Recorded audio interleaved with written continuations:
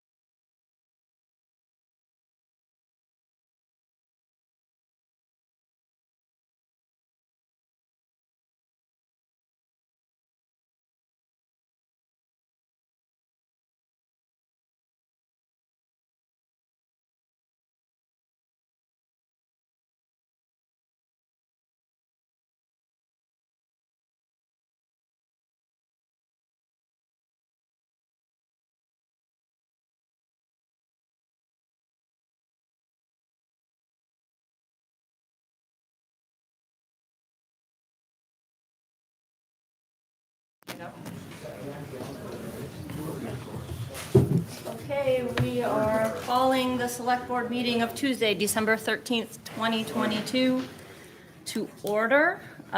First, we will have approval of the agenda. So moved. Second? Moved and seconded. I'll note that we have one late addition of at item 3G of the Tree City USA Growth Award application. So everyone in favor of approving the agenda with that one addition? Aye. All right. Next, we have the consent agenda. Motion to approve the consent agenda as presented. Second. Moved and seconded. I actually wanted to pull out the meeting minutes I just had a couple of very small things to. The select board minutes, meeting minutes? Yep. Okay.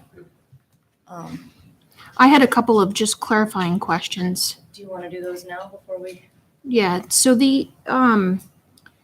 I thought the roundabout for Route 7 and Exchange Street was already approved, so I was kind of surprised by the scoping study project.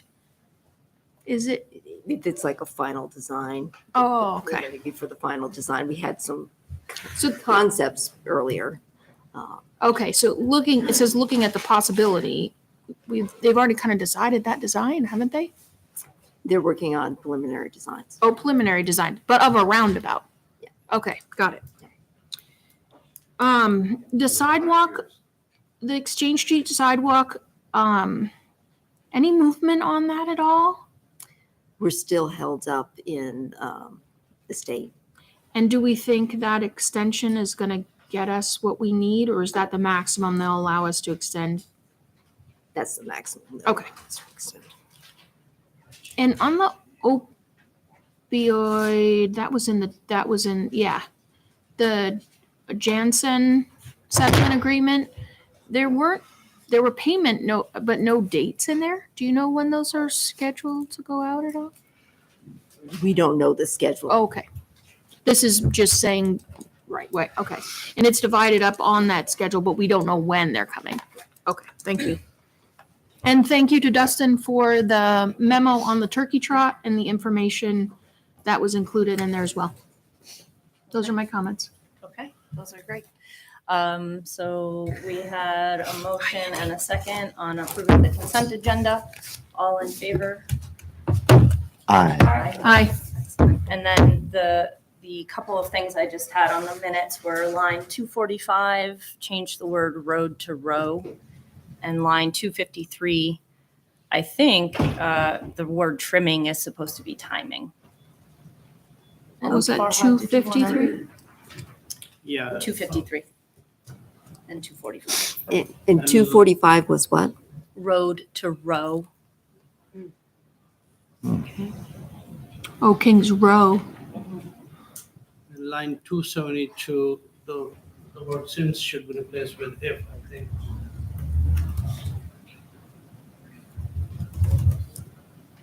Is everyone okay with those? Get a motion to approve the minutes with those changes? So moved.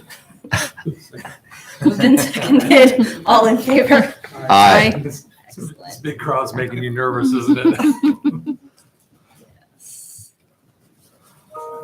It's a very long consent agenda. All right, we have moved on to citizen comments. Is there anyone here for something that is not on the warrant agenda? Yes, come on up.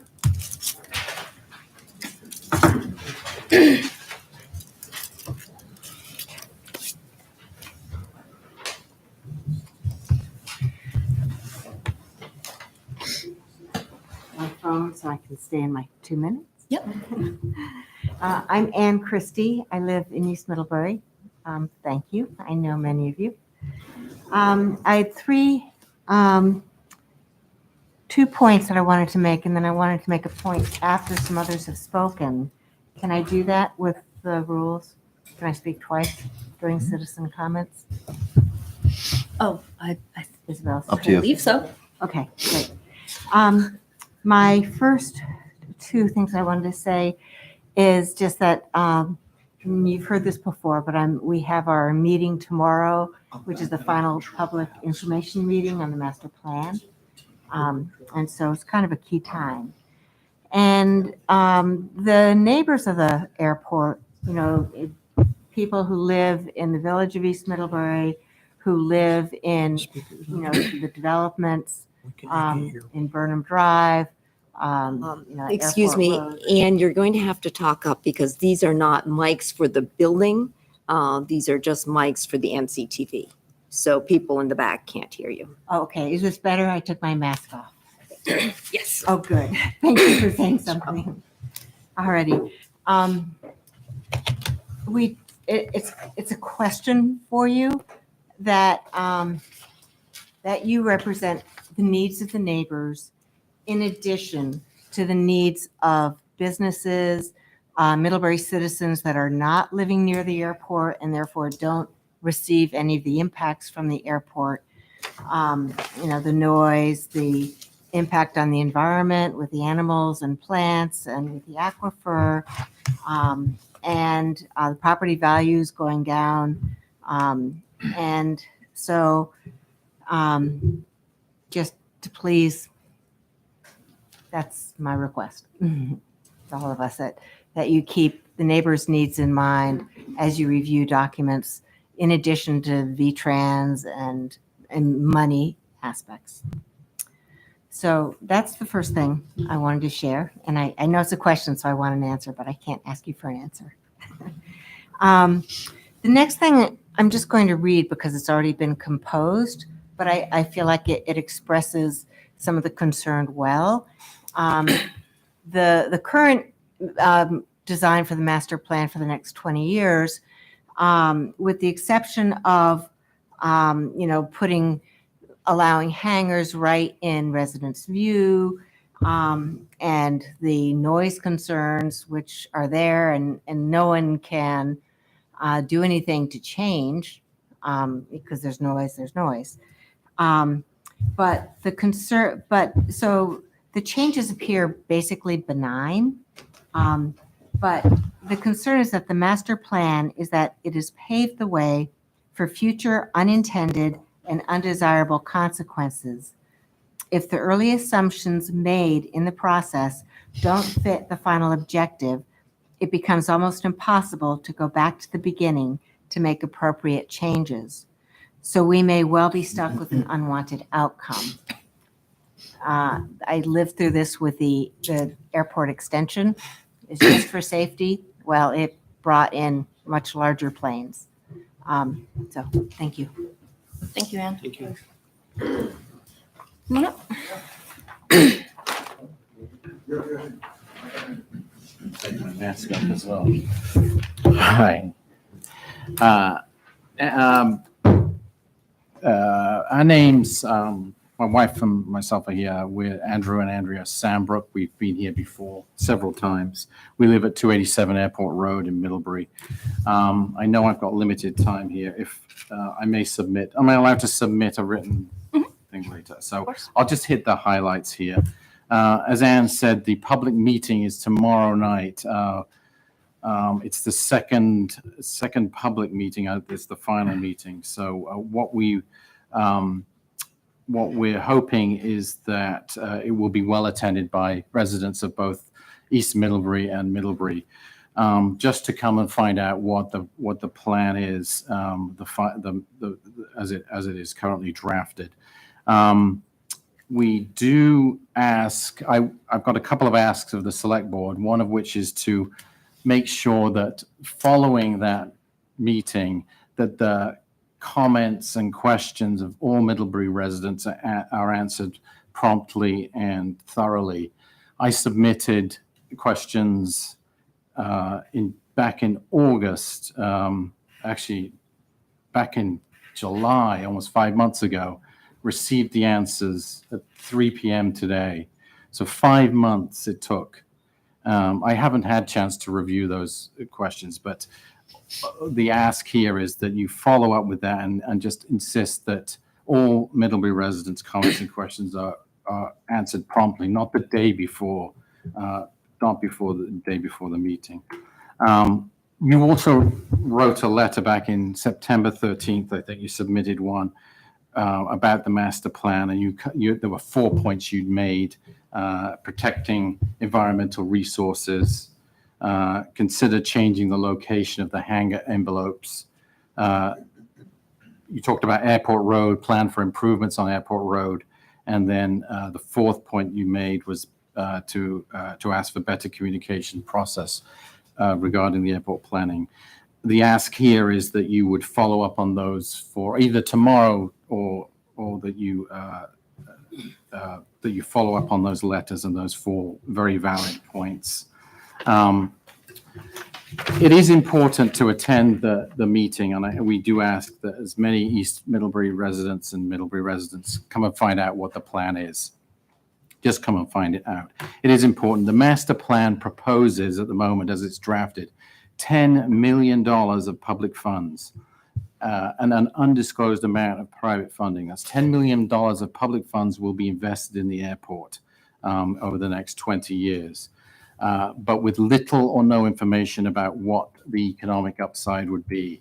There's lots of talk about economic development, and that's the whole point, I guess, but very little on what that actually is and the details surrounding that. I know top of the town's agenda is affordable housing and childcare, and if for 1 minute you could think of what you could do with $10 million of public funds in regards to both of those things, that would create true economic development in the town. So the final request for the select board is to use your authority to actually ask VTrans to present explicitly what the net economic benefits of investing $10 million of the master plan would be to the town. Chairman Carpenter had promised at a previous select board that this would be done via a separate VTrans presentation once the master plan was in final draft. Well, it's in final draft now, and let's keep that select board commitment and have a healthy debate about how the town could and should benefit from what is a very sizable public investment of funds into the airport. I think that was, I guess just on my final point is this is a rare opportunity, I think. This comes around once every 15 to 20 years when the master plan at the airport is actually looked at. And I think we could leave it to VTrans to do that. And obviously as sponsors of the airport, that is their remit. But I think the town has an opportunity to understand how that asset, that state asset, benefits the town, the state, the pilots, the aviation businesses, the residents of East Middlebury, and the new families attracted to the area.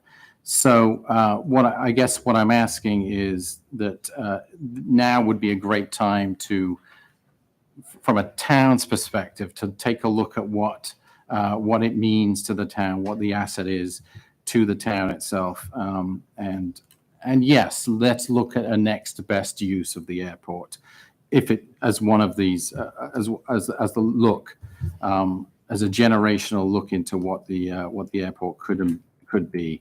The town of Colchester used to have an airport, and it was transformed into a recreational park with mixed residential homes and a fantastic recreational park, as I say. That the sky didn't fall in there, and it might not do so in Middlebury. All I'm asking is that this is a good point in time. Let's not just leave such an important decision to VTrans. It is situated within Middlebury, and I'd urge the select board to take a look at what that asset means to the town and what it could be. And I'll submit these as well, these comments.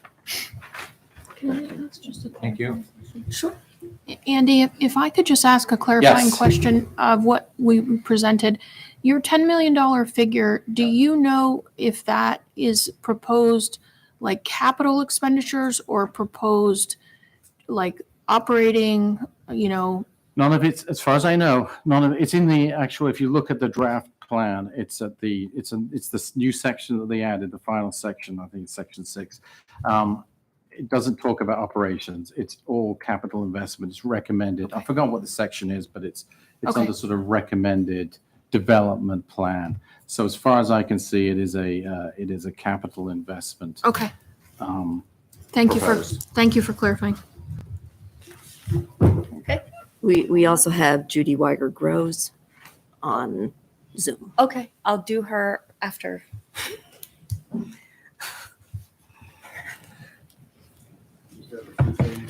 Sure. 10 or 12 pages, okay? Okay. As long as it fits in 2 minutes. Read fast. I'm Richard McCurr. I'm a neighbor Mhm. on Kings Row. And at about 4 o'clock today, I thought for sure that plane was going to land in my backyard. It wasn't 200 feet over my roof, and my windows, which are new windows, were rattled. Seems that VTrans is determined to push this plan forward with the most fabricated justification I've ever seen in a sophisticated state organization. It's just amazing to me. Reading over 160 pages, clear that the economic justification for this master plan for the airport is just fiction.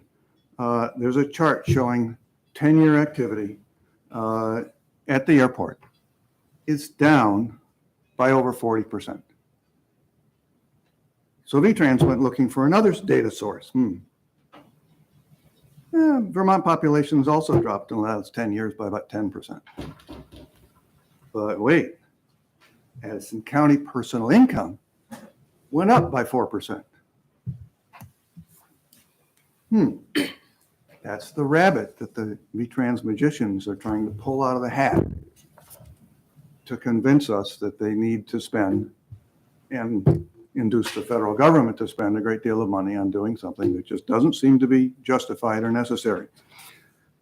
The data that the VTrans is using should be used to drive the outcome. Not the data that they're using, but the real data. How much demand is there for operations at the airport? They don't have data on that, so they went someplace completely different to look for data that justifies their position. You can't create a project by shopping for the data. You have to create you have to use data that's really there and not just pick and choose, cherry pick from something that's really generally unrelated. So there's a very small number of Middlebury people and some non-Middlebury people that have a stake in the economic outcome of this process. There's a much larger group of Middlebury people who are potentially disadvantaged, and those are neighbors and your constituents. Those are neighbors whose property values may go down, whose quality of life may go down. I really thought that plane was pretty low today. There's only one. It's a very quiet day at the airport, but it was pretty low. So I think the select board representing Middlebury's citizens ought to think about whether or not this is a good use of resources and if it's the proper place for the use of those resources. There are lots of other things that Middlebury needs that, the FAA is not going to fund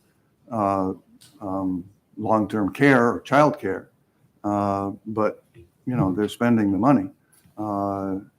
Andrew mentioned the $10 million number. A lot of that money is proposed to come from the FAA. So I think the select board ought to think about whether or not they should be encouraging VTrans to pursue this outcome. So one quick story. Long ago and far away, in the deepest, darkest Brazilian jungle, a butterfly flapped his wings. Economists have looked at this phenomenon for the last 100 years, and it has created a great deal of interest in the community of professional economists. The butterfly flapped its wings Sure enough, 3 people show up and want hangers. It's called the butterfly effect. Look at it. People actually pick stocks this way. And it's not a good way to run a project like this. So I hope you'll take into consideration the needs of your constituents, the larger part of your constituents. And by the way, I do know for a fact that the ACEDC, the Economic Development Council, would love to have that land because they could do something with it. Thank That's you, it. Richard.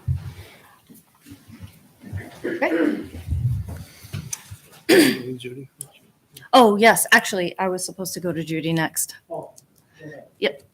You can come on up and then, because she's on there. Judy, Can you hear me? we can. Yes. Okay. I guess all I would ask in response to the comments that have been made so far is, many of you have been at these meetings where the issues around the airport have come up. You've been here numerous times, as have I. There's a pattern here. And I'm hoping I'm not the only one that's observed the pattern. Part of the pattern is there are questions that have been presented for which there is no real data provided as a response. It's happened over and over and over again. The second part of the pattern is VTrans typically waits until the very last moment before they respond to questions, as Andy indicated earlier. So he sent questions 5 months ago, he got a response today. I sent questions, and then I wait for a response. That's an incredibly important strategy for not giving people that ask the questions enough time to then formulate a response. So if Andy only got a response to his questions today, he has no time to respond before tomorrow. That is not fair. And as Richard just indicated, I think the select board needs to take a stance on that. No, you're not allowed to play this game with us. Thank you. Thank you, Judy. Thank you. So I would just implore the rest of you with airport things to try to keep it brief because we are looking at a very long meeting tonight. I understand, yeah. Yep. My name's Eugene Roy. I live at the south end of the runway, on the east side. Built my house in 1978, 79, back when the airport was just a spraying operation. Since then, what had happened back then is what's hounding us today. They removed, and I've said this in front of this board already once, I think, is they removed a bunch of dirt, which was the topsoil right in front of my house, down about 15 to 18 feet down across the road towards the airport. Cut all the trees down in order to get all the dirt out. Right next to the south side there's a pond that used to be pond. That's where the beepers would all hang out because we'd hear them all. Well, they're gone. The berm, the dirt's gone. The trees, whatever's grown back up. But ever since they did that, the ground slopes towards the east side. So when I was asking VTran about a berm to be placed, you guys probably read that, says it wouldn't affect any, it wouldn't do anything for noise. But the way they said that and you can read it, they said airplanes flying up above. Well, I'm not talking about a berm for airplanes flying up above. The berm is made to be right where they rev up to get started to take off. That does block off, the dirt that was there before used to block it off. The trees over there help block it off, not totally, but better. Now they want to expand the airport. I'm asking them to put that back, something that they took out. They're aware of it. They've got all the specs. They know what happened there. And, they're saying no. And I'd like to have our town stand up for that. There's too many of us that live around there now. And it's not asking for a lot. And then the placement of hangars, there's a lot of place that they can put hangars that doesn't affect the residents that's there. The Burnhams residents, us, Johnson's. So they're not listening to that neither. They say it's pre-permitted. Well, they can put it any place that, there's places they can put it that wouldn't affect us. That would help out a lot. What difference is that going to make to them? None. There's some smaller ones. It's the annual, the traffic box, the little thing that goes out on the poles. That's $1,500 a year. There's a number of other of those type of fees. With increasing the hours of dispatch, we also increase dispatch overtime because you just have to pay somebody to be there even when they're not there. So we're on line 511.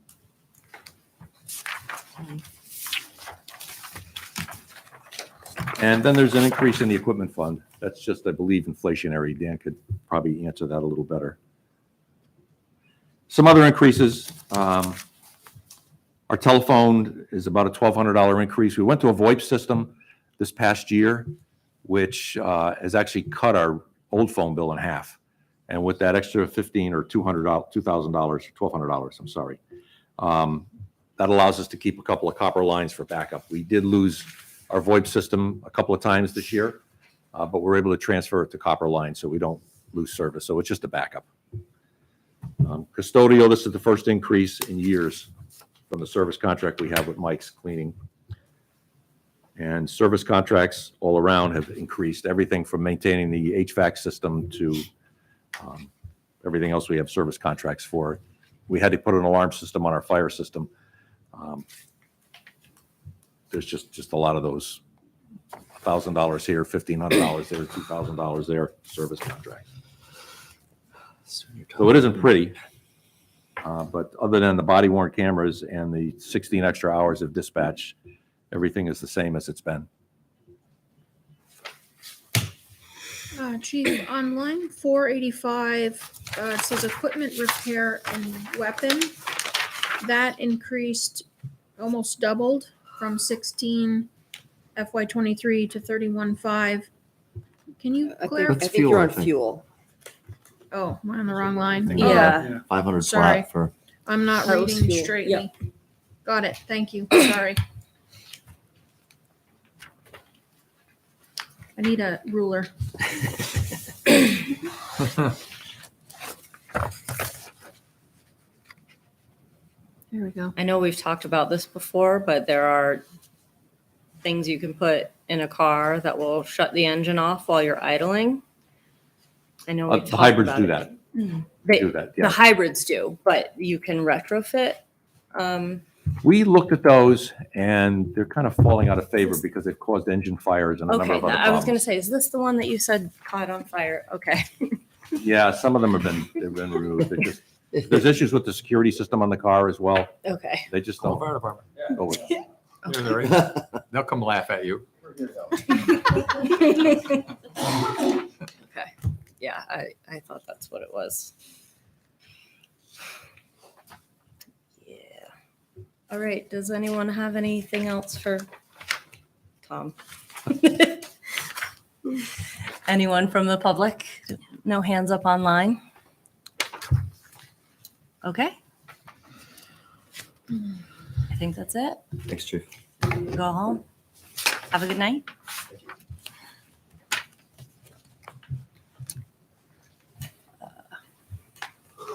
Chief Shaw?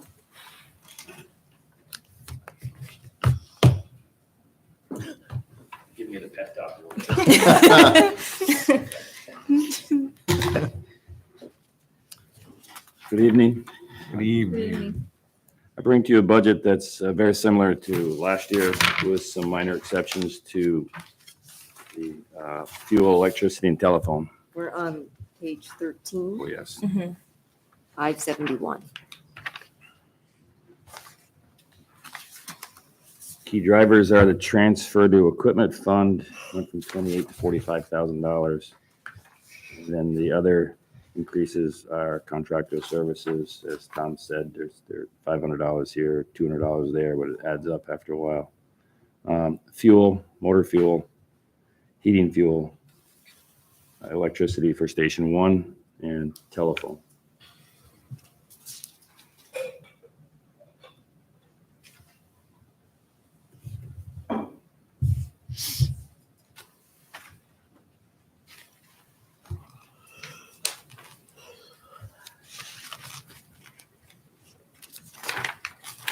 So are you using a service for custodial?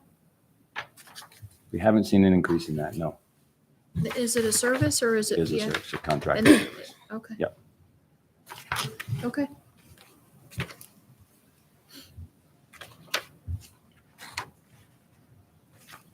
What's the conference registration? That, I notice is an error. That should not go up. I sent Catherine a situation. So that $3,000 increase should come out of there. So it should be $21,038 instead of $24,000. 21,000. And that's trainings and, Yeah, there's a $3,000 add in there and it shouldn't be there. That should be removed. okay. So it would be $2,000. That's my error. I was looking for more money somewhere. I thought That's I'd great. slide it on. Yeah. Yeah. Right. You snuck it in there with so low. that it Yeah, should be- I almost got away with it. Did that on purpose. Wasn't for your damn kids. Just,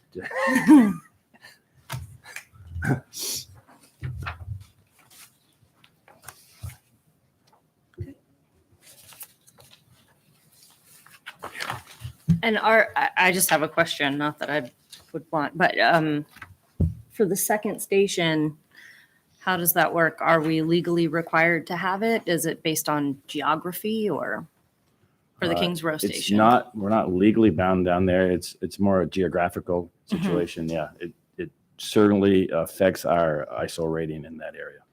Okay, So our insurance services rating. okay, Yep. okay. They can get to your neighborhood very quickly. Yeah, I got a discount on my insurance Yes, because you I'm so probably close did. to the fire Yeah, you station. probably did. We can take that away. You shouldn't even be asking a question. No, I know. I was just curious. Yep. I was just curious. And that 8,000, I mean, How's Such a the small amount. call force pipeline? Are you guys, So the And- numbers are steady. The involvement is down. yeah, Because of a whole host of reasons, but Sure. yeah, so far we're okay. Okay. Yeah. We haven't had to put the help wanted sign out front yet, but Right. I hate to do that because sometimes you get help you don't want. So yeah, I understand. Yeah. help that's not helpful. exactly.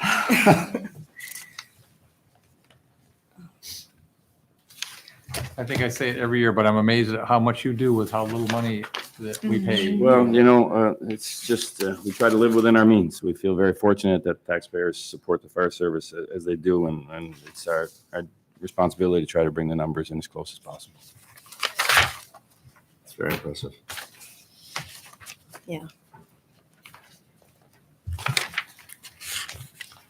We don't have any questions online. Does anyone else have anything? No, are we good? Thanks, Chief. Thank you. Thanks. Thank Have a good you. evening. Have a good night. Thank you. Bill?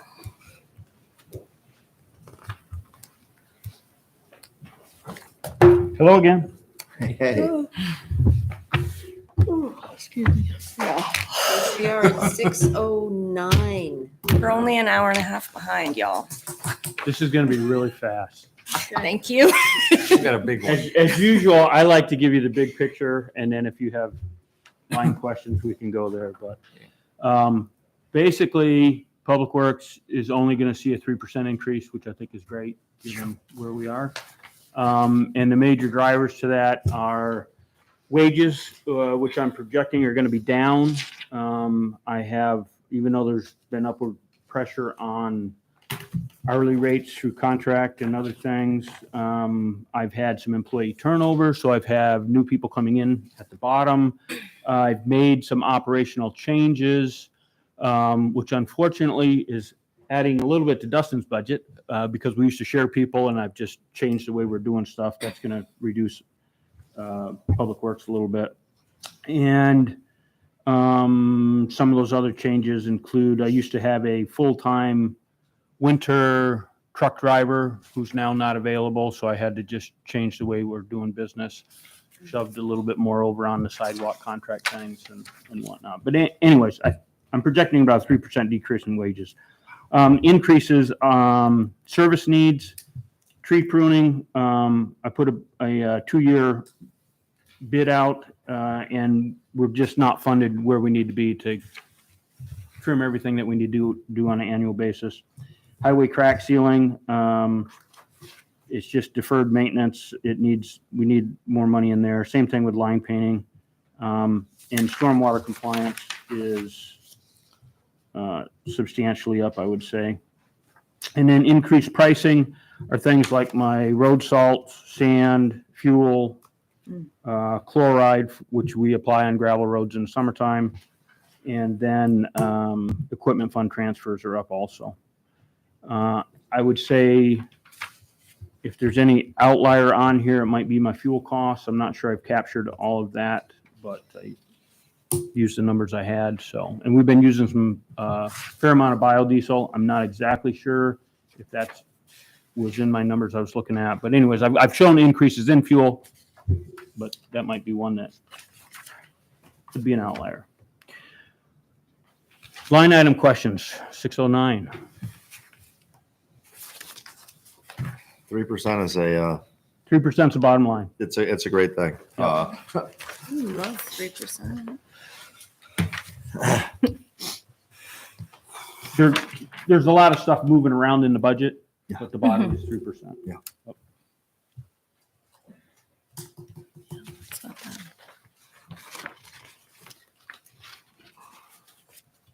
Anyone have questions for Bill? I'm missing where the tree, oh, 689 care- is pruning. I'm sorry, what'd you say? 689 is tree pruning. Oh, under the service contract. Okay, thank you. Thank you. Okay. Got it.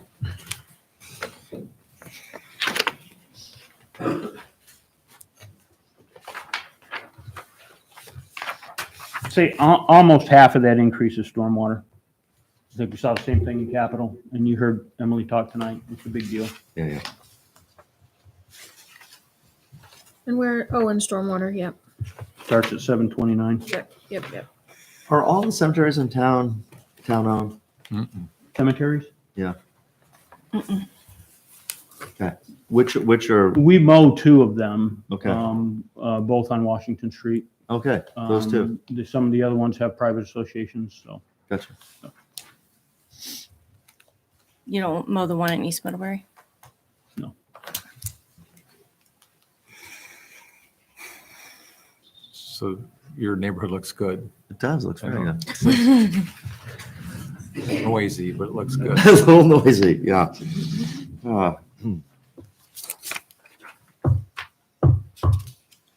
Anything else? Or we let him go home? I'll sit and listen to Dustin. But Okay. thank you. All right. Thank We you. have Judy Oh, Oh. online. Uh-oh. come on in, Judy. Hold on. Hi, Judy. Now, can you hear me? Yes. Okay, Bill, I just want to say thank you, for including or increasing the tree and tree maintenance budget so that next year when we have trees planted, they can get water. I am most grateful. Thank you. You're welcome. Thank you, All Judy. right. Thanks. Dustin. Well, I really wish I didn't have to follow the 3%. Oh, yeah. So we have some pretty significant changes that are driving pretty high raise in our expenditure budget. In 2024, we're asking for $584,812, which is an increase of $91,210. Wait, where are we? Which line are we on?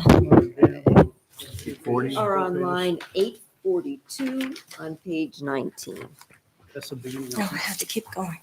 Okay, thank you. I just, Then you'll notice that I did include, because our budget is so line, a condensed version, so you guys could kind of see year to year macro level of what we're doing.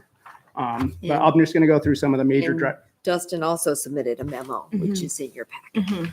Yep. So I'm going to go down through, kind of talk through what the major drivers are, and then we can go line item by line item if you have questions after that. So the first thing is which is line 862, is a $15,874 increase in our administrative cost. As Bill has previously mentioned, we're going from 2 part-time employees to 1 full-time year-round employee, which will allow us to get a lot of maintenance tasks done during the winter as well that weren't currently being addressed. And then that also includes step increases for our current employees. We also have an increase of $15,475 in program cost. And what that means is that our programs are doing better than what we anticipated. Most of our programs are on a 70-30 split. So we pay out 70% of what we make and keep 30%. So that just means that our programs are doing better and that we're anticipating creating more programming. That would mean we have to pay more instructors. Right, that's what the 70% is payment to instructors. Yes, yep. Line 927, you'll see that we have a $16,850 increase in our Camp Cucamonga line item. And that is because one of the 3 summer camps in town is no longer going to be operating midsummer. So we are trying to pick up the slack there, and we're going to be offering 20 additional spots to families this summer. So what you see there is the cost of additional staffing and additional field trip and busing costs. Yeah, camp. Oh, which one's you got closing? space for them? No. Yeah. I mean, it's a Okay. big building. We've got the sports center, and the plan is to kind of separate the 2 groups into more age-appropriate groups. Some weeks they'll go on different field trips. Some weeks they won't go on field trips at all, but that way we can keep kindergartners through 3rd graders separate from the 4th through 6th graders that have different maturity levels. What camp is closing, Dustin? Midsummer. Who was running that? That was run through, I don't remember exactly who. Is that the one that was running out of Mary Hogan? Both of them ran out of Mary Hogan, but Okay. Jenny Johnson was the one that was in charge of that one. Okay. Um, Do we know what? I'm sorry. Do you know why it's closing? Their attendance was decreasing, and I think they got a decrease in state funding. Okay. With this, as I mentioned in my memo, the state has in the past couple of years given out grants to programs that are increasing their numbers. Oh, yeah. So that's something that we'll be going after Now I as remember well. reading that. Yes. Line 1010, another pretty significant jump is our aquatics. That's a $20,000 increase. And that's can be chalked up due to the rise in minimum wage of what we pay our lifeguards and swim team, which is already on the lower scale of the pay scale. It's also increasing the hours of the pool, which is feedback we've gotten from the community that adds about an additional $5,000 in wages to go from closing at 6:30 to 8 o'clock. And then just the rising costs of maintenance and operating supplies such as liquid chlorine, CO2, and electricity. We have a $3,000 increase in our special events budget, which is just the cost of the fireworks show increasing. But as I mentioned, that's offset by the generous donation we get from the Legion every year that covers that entire cost usually. And then last, we have about a $20,000 increase in our parks and facility maintenance cost. And this is due to the rising costs of consumable goods like electricity and fuel. We're also needing to add money for rubbish removal as we add more events and restaurants and stuff downtown. We've had to increase the frequency of how we're collecting trash downtown. So we're either looking to contract that out or hiring somebody in-house that will be able to, and that's what that covers. Yeah. And then another 4,000 of that is just moving costs from the capital budget over to the general operating budget for infield dirt and playground mulch. That's more appropriate for this operating budget. Are we getting shade at the pool? Yes. Yep. Excellent. Yeah, and we actually added a bunch of umbrellas and stuff last year too, and the plan is to keep increasing that and then also build some freestanding structures that will provide shade as well. Okay.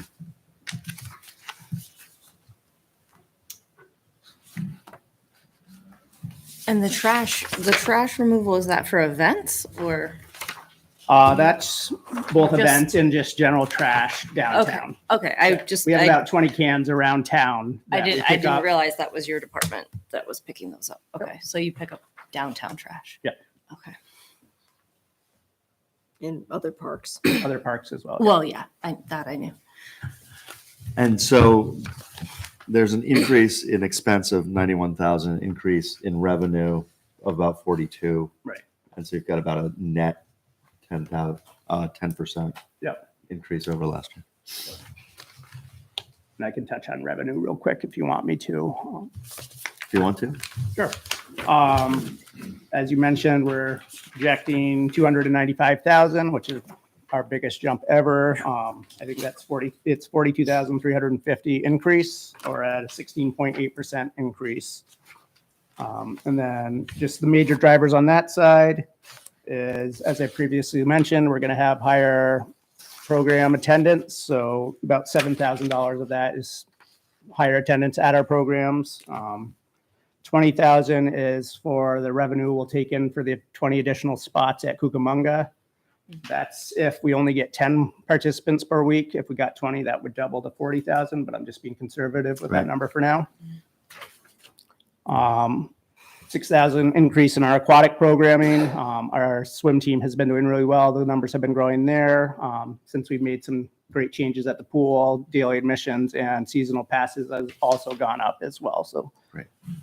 And then, as I mentioned, increase in revenue from the special events, which is the donation from the Legion. And then $3,000 increase in our non-residence fees. For those of you that don't know, if you're a non-resident of outside of Middlebury, you pay a 15% increase on all of our program fees. And we've been seeing an influx of out-of-town people, so we're increasing that account. The gymnastics must be doing great. for that. Gymnastics is our cash cow for sure. Are you You got my adding money. anything? We're adding more gymnastics classes. So she's now since figured out how to offer classes in our multi-purpose room so she can go in the winter as well. In the past, she'd have to take the winter off because of basketball. Wow. Mm-hmm. You're not adding the instructors, just she's going to be the. She's just offering more. Yep. Wow, wow. And there's That's a big enough jump. space in there? Yep. Yeah, I guess it's bigger than. And that doesn't mess up the floor? Nope. Nope. I remember looking at it last night. Yeah. Great. Thanks so much. Any other questions? And then no hands up? Just an update on pump track, skate park. How's it going? I'm excited. We'll have another rendezvous with our Parks and Rec Committee where we'll get updates on those. I know you had a question last select board meeting about the crowdfunding on the pump track. That is still a piece of what needs to be raised. The money that you see in the capital budget is a set aside for whatever they're not able to raise in that crowdfunding. And whatever is remaining will be put in a maintenance account for future maintenance of that track. Great.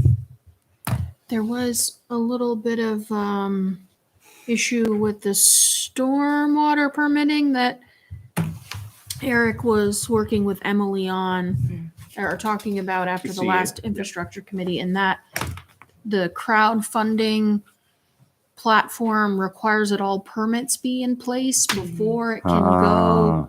And so they were working on some of those pieces before they could even open up the crowdfunding part.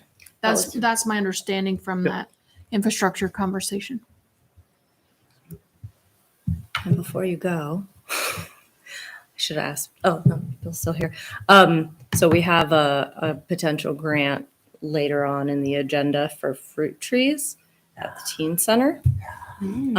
Is there, since I have you both here, is there any concern about the potential of putting in fruit trees? We could cite them where you think is appropriate. If you, okay. I did talk to Bruce, whose last name I can't remember. McIntyre. Thank you. Oh. Okay. Good to know. Okay. Okay. All right. Thank you. Thank you, guys. Thanks. Thanks, Dustin. Okay, so we have some folks that are here for agenda items. We also have to wrap up the administrative portion of the budget. Okay. Would you like to meet with those folks first, and then I'll carry on? Folks on That here, would be yeah. good. Yeah. All right. We have Professor Hart here. Okay. I think he's first up for the historic marker.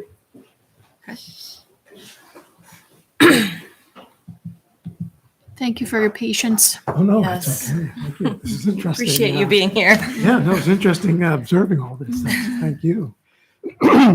So I did send around a little packet of information last week, a couple weeks ago, whatever. I made extra copies if you don't have it in your computer or didn't print it out or. We all have a copy. We've got it. Oh, yes, Yeah. very good. Okay. Excellent. Well, thank you for inviting me to be here tonight to make this pitch. And I also want to thank Kathleen and Crystal for helping guide me through this. So I've come here basically, in short, to seek your approval for a plaque commemorating Frederick Douglass's visit to Middlebury in 1843, July 1843. So I have supporting information in here that explains some of that, and I'll just give you a little more context for that this evening. But I've come to you first because I understand that when towns do approve plaques, they incur some cost for installation. So I wanted to get your approval before I approach the Vermont Division of Historic Preservation with an application for that. But I'd like to share with you a little bit why I think this is an important plaque and where it might go. I see up on Court Square, next to a plaque there now for Theophilus Harrington. Glenn Andres proposed that several years ago, and I think you approved that. So you probably know what that plaque is all about. There's an enslaver who came before him, and the judge said, I'll honor your ability to be an enslaver if you give me a signed bill of receipt from God Almighty. So that's up there now. But the reason Douglass came here in 1843 was that the New England Anti-Slavery Society, founded by William Lloyd Garrison and others, decided to launch a 100 conventions tour. And this 100 conventions tour would tour communities in Vermont, New Hampshire, New York, Pennsylvania, Ohio, and Indiana. Douglass believed that all the people need is the truth in order to agitate for the end of slavery. And what better person to explain the truth than somebody who was enslaved, Douglass himself. So the very first stop on this 100 conventions tour was Middlebury, Vermont. So why Middlebury? I think there are 4 reasons for that. Most Americans, black and white, thought Vermont was an anti-slavery state. And so you've heard the whole discussion the last year or two about what has happened to the Vermont Constitution. There's language in the Constitution that's in your packet that says that adult slavery is illegal, but the bondage of minors is legal. indentureship, apprenticeships, etc. And all states, all 13 states, 14 now with Vermont, supported that. Slavery was gradually expunged in the 13 states during the 1780s and 90s, right after the American Revolution. It still existed in pockets in 1843 when Douglas came here, but most of the states had gotten rid of it gradually. But most states in the 1780s and 90s, when the Constitution was written, believed that children, especially indigent children, needed to be apprenticed someplace to learn a life skill, whether it's farming or carpentry or whatever. Vermont's Constitution also believes in debt peonage, as did all the other towns as well. But adult slavery, this is the only state that put it in the Constitution that anybody of a majority age, women 18, men 21, cannot be enslaved. That's one reason. The second one is I had mentioned Judge Harrington's decision, which is made famous and has been commemorated in the plaque up there now. Third, Governor William Slade, who was a native of Cornwall and an 1807 graduate of Middlebury, served in Congress in the 1830s and 1840s, and he regularly got on the floor of the Congress and gave anti-slavery speeches. So Douglas and Garrison and others thought Middlebury, certainly Vermont, seems pretty friendly to their cause. So they came here. And then fourth, the Vermont Anti-Slavery Society was founded in Middlebury in May 1834, not in Montpelier. It was founded here in Middlebury at the town hall. So this first anti-slavery meeting, as the press characterized it, took place in the town room in the town hall. And I've got a picture of that. I'm sure you're all familiar with that from Glenn's walking tour of Middlebury. It took place there in the town room. And so Douglas wrote about his coming here, and you have that in your packet. But he says that his reception here in Middlebury was not very friendly. He said that in advance of our arrival, the college students, that'd be all men, had very industriously and mischievously placarded the town with violent aspersions of our characters and the grossest misrepresentation of our principles, measures, and objects. I was described as an escaped convict from the state prison, and the other speakers were assailed not less slanderously.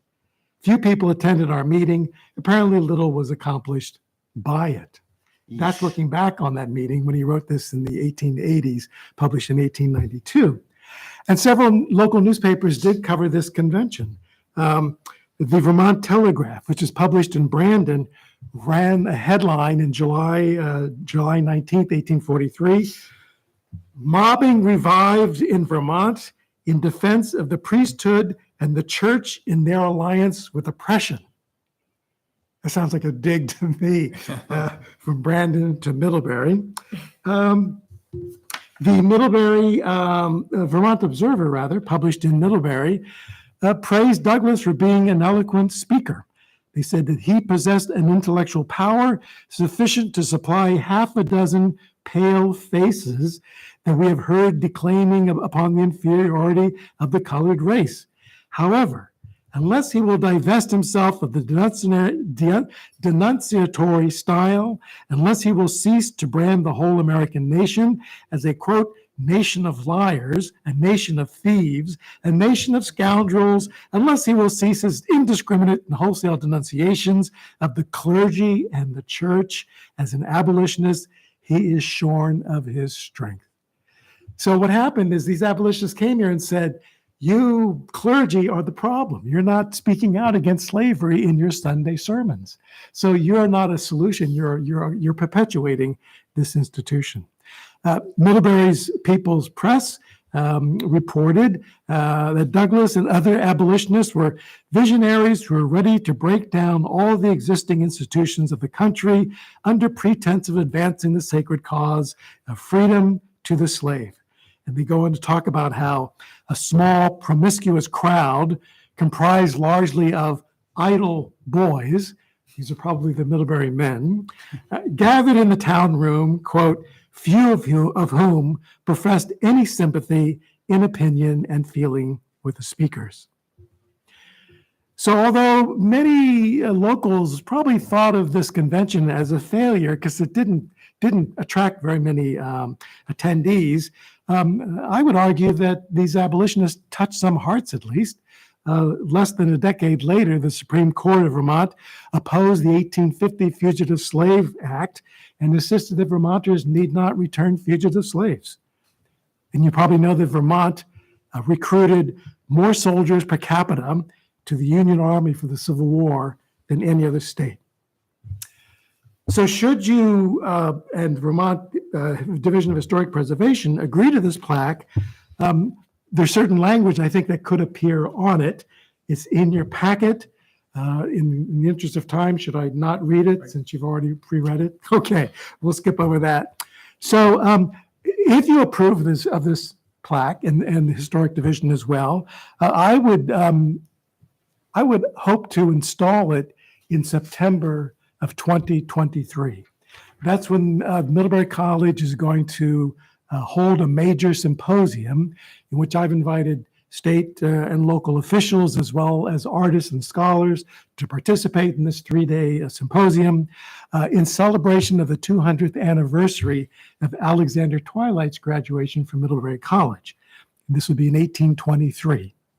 And this also means that Twilight is the first person of African descent to receive a degree from an American college, Middlebury. So I think installing this plaque during that symposium would be a really celebratory time to do that. So thank you, and I'm happy to answer any questions you might have. That brings up the timeliness of this. That's why Professor Hart wanted to get on the agenda for this meeting, so everything could be in place for the symposium. Yeah, the Historic Division says it takes about 6 months, I think, from the time a plaque is approved to the time it's presented for installation. Do we have a process to approve these, or this is the process? This is presented and we have the authority to do that. There's nothing, no other steps that we have to do in committees. Okay. Would anyone like to make a motion? I'll move to authorize the Vermont Historic Preservation Office to erect a plaque at Court Square in commemoration of Frederick Douglass's visit to Middlebury in September 2023. Second. Moved and seconded. All in favor? Aye. Aye. Wow. Thank you very much. Thank you. Thank you for the history lesson. Dedication to Vermont It Historic appears, Division. it appears the college wasn't as liberal back then as it is today, or and The meaning of the world was different. yeah, it was different then. Yeah. Yeah, it was. Sometime I'd love to tell you the whole history of how the college was run, who it admitted and did not admit in the 19th century. Yeah, I bet. I'd love to hear that. Okay, Yes, great. Thank you. Thank you. Thank That's you very very much. interesting. Right, thank you. So next up, we have item 10, the Middlebury Tree Committee. Do we have Hans or Leslie in the online audience? Yes, we do. Hello. Hi, Leslie. Hi. Leslie. Thank you for hanging in. Yes, he's on with us. Go ahead. Hans, would you like to go first? Sure. The reason for the grant proposing is to expand the coverage of the teen center. Right now, they only have vegetables. So what we're proposing is to expand that to include fruit, trees, and hazelnut bushes to start with. I think we're limited by the grant to 10, a total of 10. And we have picked out exactly what we would like to acquire. I think this is the second year of a 4-year window of opportunity for us to apply for these grants. So this is what we have down for our first year, and there may be 2 more years where we could expand our holdings and acquisitions of fruit trees. Any questions? So this is something the tree committee brought to me because they know we're trying to invest more in the garden space at the teen center, and it's a great opportunity. And I will add that, you know, in time, there will be some shade happening near the teen center, but at the moment, other than the pavilion, there's not a ton. There's a great A combination of efforts by the Department of Public Works and volunteers. Yeah, I was gonna say, it's usually they have a plan for in-kind right. matching. Yep, definitely. All right. And as far as we understand, if we have funds and time within the grant time framework, we can also use the time to implement some of the recommendations the plan will have. Okay. Great. That sounds great. Would anyone like to make a motion? Yeah, I'll move to approve the submission of the 2023 Community Caring for Canopy Grant application seeking $5,000 in funding to address tree needs in the town of Middlebury. Second. Moved and seconded. All in favor? Aye. Aye. And I'll just add, I really appreciate how much the tree committee has been looking for ways to make our community better. So thank you for your work on this. Yeah. Thank you for hanging in there, Leslie and Hans. Yeah, thank you. And we're really looking forward to working more closely and supporting the Department of Public Works and the town. So, Great. Yeah, thank you so much. Thank you. Thank you. Have a good night. Thank you. Thanks, Hans. So now we're less than an hour behind. So we're going Wow. to catch up. Nice work. We're just Yeah. you're going to read everything because you're the fastest reader. Next, we have. Are we going back to the budget? We're yep. going back. We're going back, Briefly. sorry. Sorry. Sorry. I'll just give you a couple of highlights here on the general fund expenditures, starting at 106, administration. No change in the select board budget. Oh. Town manager's office. Did you say 106? 106. No, sorry, 186. Okay. 186. It's like martial arts.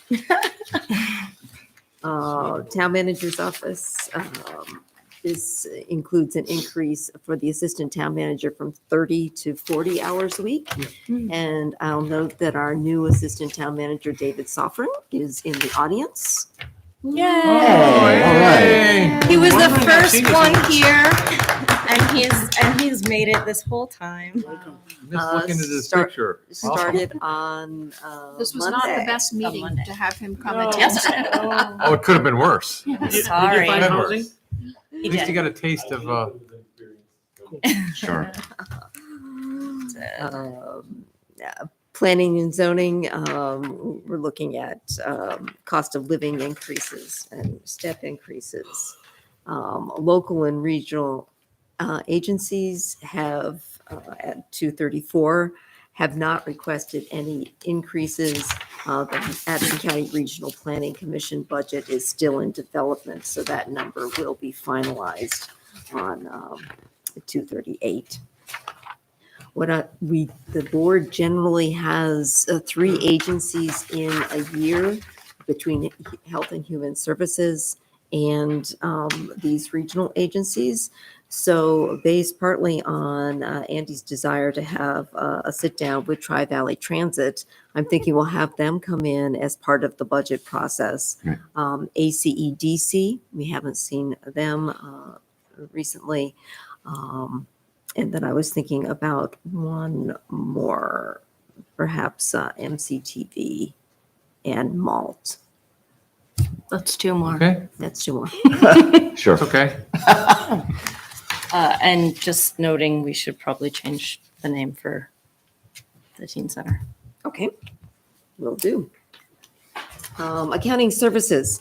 And this is, the big bump in that is partly due to our interest in increasing a part-time position to a full-time position on line 251.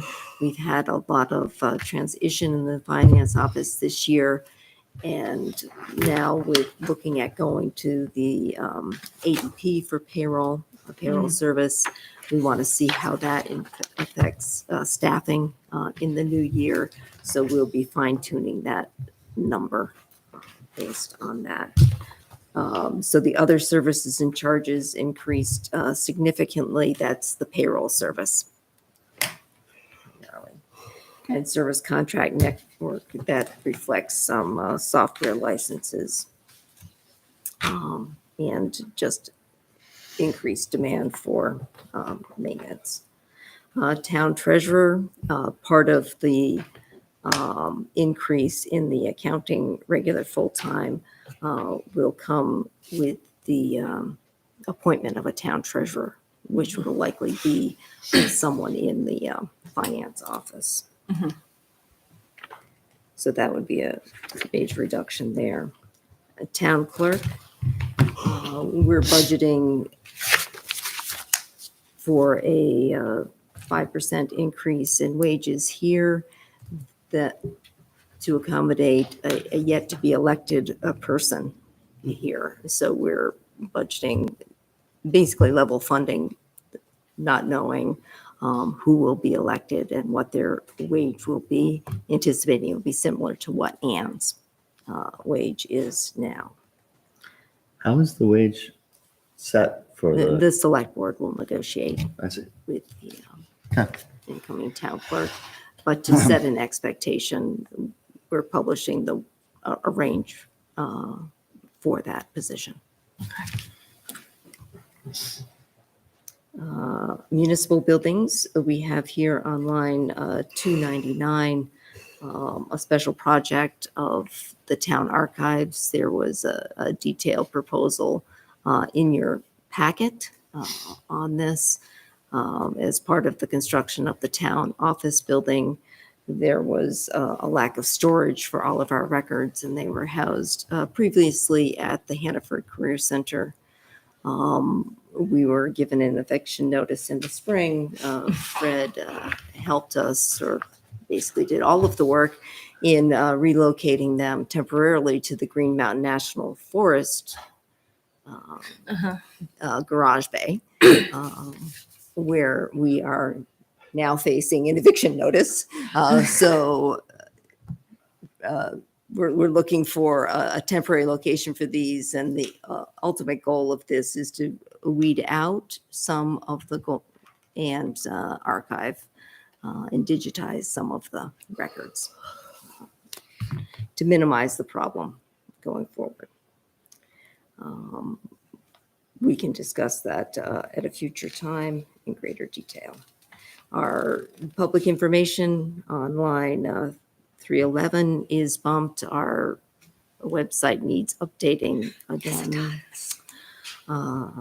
Elections down because there is not a statewide or national election this year, down $6,000 and 316. And legal services, since we have negotiated our labor contracts this last year, thinking that we can trim a little bit off that, because that's usually where the biggest legal services hit from. For the website, is that just like maintaining everything the way it is, but like We a have cleanup? to, what's happening is that our current website host, it's called Revise, Mhm. is, has discontinued our platform, and so they want us It's from to. 1998 or something. Oh, It's no, now. actually, no. 2018. Really? Yeah. Yeah. Okay. And it's a major lift to update those. Yeah. So I'll end Okay. there with the administration budget. We touched on debt service, the major driver there being the PD adaptive reuse coming online for debt service. Employee benefits, we touched on that as well. So I'll conclude my comments there. With the note that, of course, we'll be working with the department heads to sharpen our pencils, look for any potential cooperation or ways to reduce the proposal before you as is. Over the holidays, since the board won't be meeting, we'll have time to do that.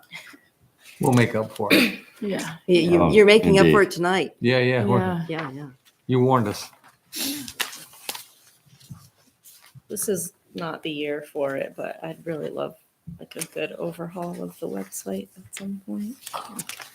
It's not functional It is clunky, for sure. and it doesn't work on mobile. Everything's microscopic. Yes, I have reached out to both the state and VLCT Mhm. to see about creating a consortium of municipalities, Hmm. potentially also including solid waste districts and regional planning commissions, all of which have essentially the same information needs to go out to create like an RFP and go out to bid for a common platform Mhm. and solicit common upgrades across a variety of municipalities and pseudo municipalities in Vermont. So I will hopefully have something to report to you early in the new year on my efforts there, and maybe we can be a charter Pilot member project. of Harder. Fun. some kind of cost savings and We're beta improvement. testing. We get it for free. Oh, is that how it goes? Yes. Anyway, we'll see. I'm sure. I'm It, sure. it's a dream, but I can't see why there aren't economies of scale here while we're all trying to do the same thing. Yeah, no, that is a very smart solution. You might want to work on the dispatch system while you're doing that same thing. Okay? No Just kidding, put right? that in there. And dispatch. We'll do websites and dispatch. Yeah, perfect. Okay. What do we have going up next? Excuse me. Sorry. Where are we? So are we done? We're Yawning all night. Now Oh, we she's need a making motion noise. here? Do we? Yes. That's for the public hearing. Oh, yeah. Okay.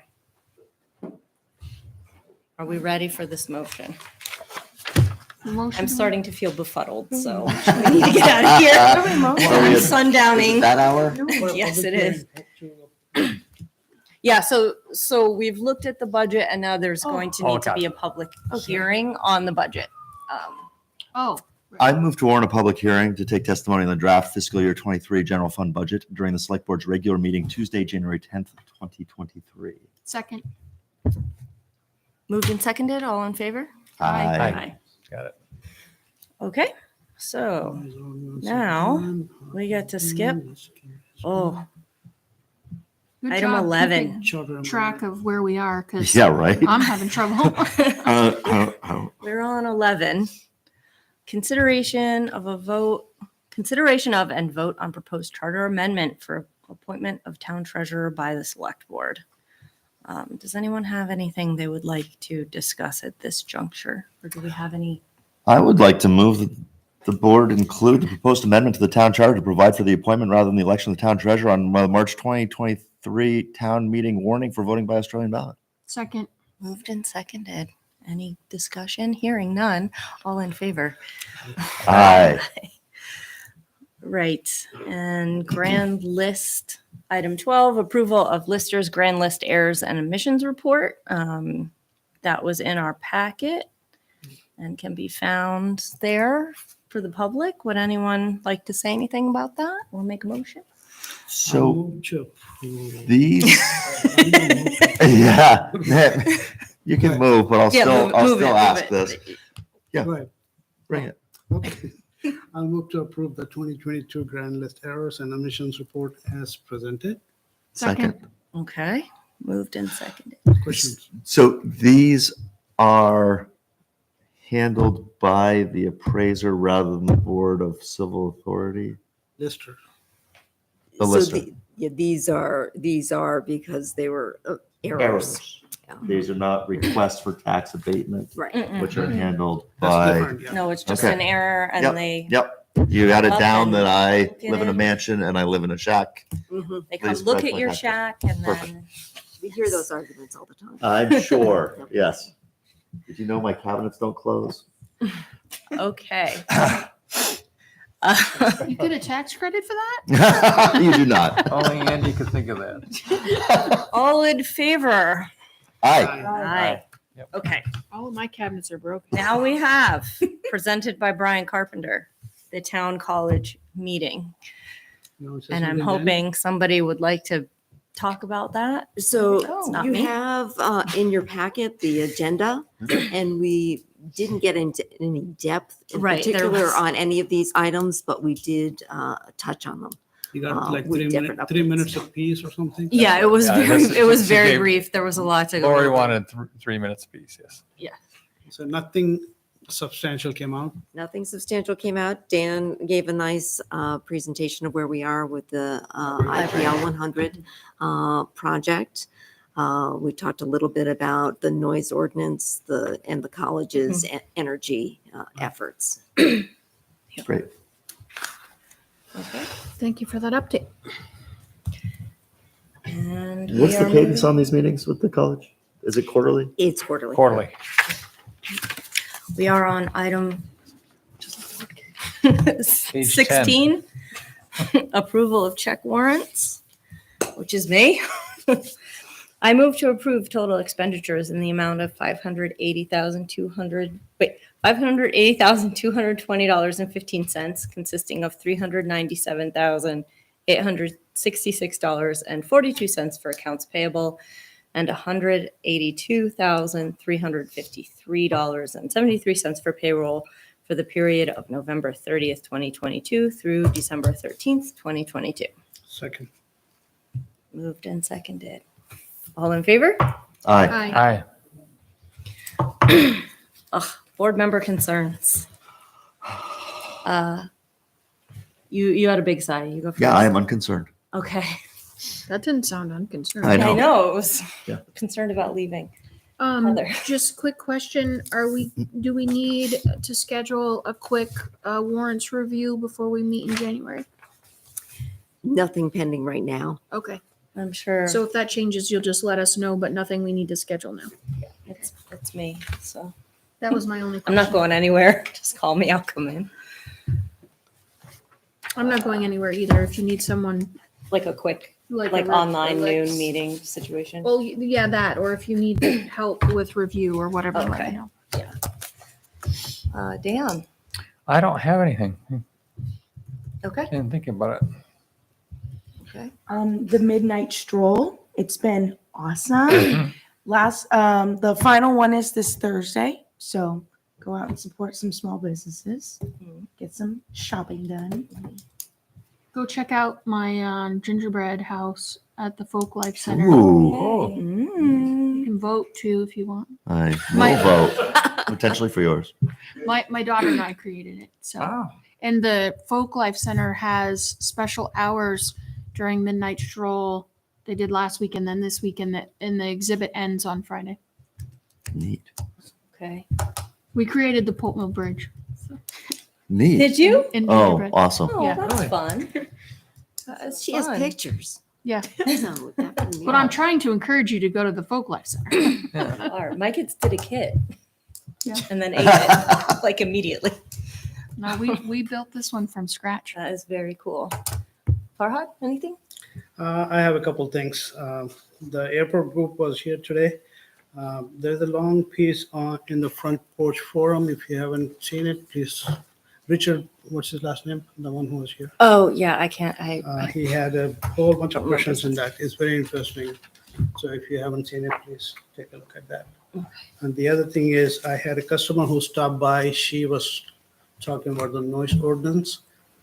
She bought a house a couple of years ago on Washington Street Extension. And she said it was very remarkable. She said, I'm thinking about selling it and moving on because of the noise complaints.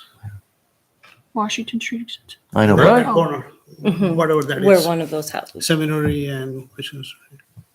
You own that corner. What is she would know? Yeah. Curious. I'll tell you what it is. Okay. The chief has said that he's not getting calls about it. Right.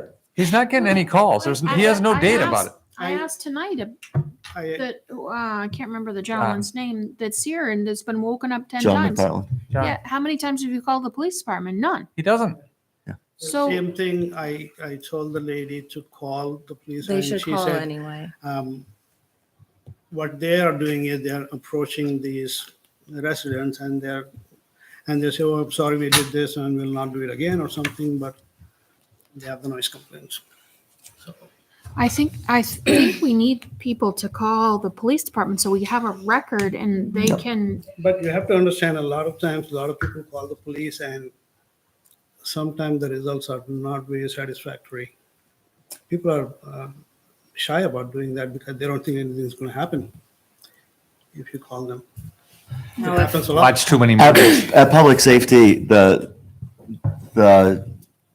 chief said clearly to Tenney and McPartland, like, you need to call, we need records. There's patterns that we need to see. And yeah, the majority of noise complaints are not student related. And they hadn't heard when this ordinance started with us, there hadn't been any complaints on those two properties in like 2 months. Right. Right. I just comment, sometimes neighbors are reluctant to call the police out on their neighbors because they have to live next to these people. They don't recognize- Exactly, yeah. So, what you might think is just the ignorance of, there's a reason. Yep. It has to do with the individual relationships with their neighbors and not spawning retribution. True, but how do you measure that, and what do you have to take action without data? I mean, it's just touchy, and I'm not opposed to the 11 o'clock. I'm not opposed to it at all. I just would like to have this whole thing at one time, and I'd like to have a discussion about the college and how to address the college's issue, which we haven't. So. and I think it goes beyond just the college. Like cider stock, other businesses could potentially have events There's that. economic issues that are involved here. Yeah. And I think it goes, and it's, I don't want to single out the college. I think there's a potential that other places might run into the same type of concerns. Sure. Okay. I don't have any concerns. Do we need to have executive session? Yes? No? No. Oh, good. No. I think that was a sympathetic no. All right. Motion to adjourn. Second. Moved and seconded. Everybody All get in away from the favor? door. Aye. Any opposed? No. Thank you all. We're only 35 minutes ahead, so we caught up. Yeah. Behind.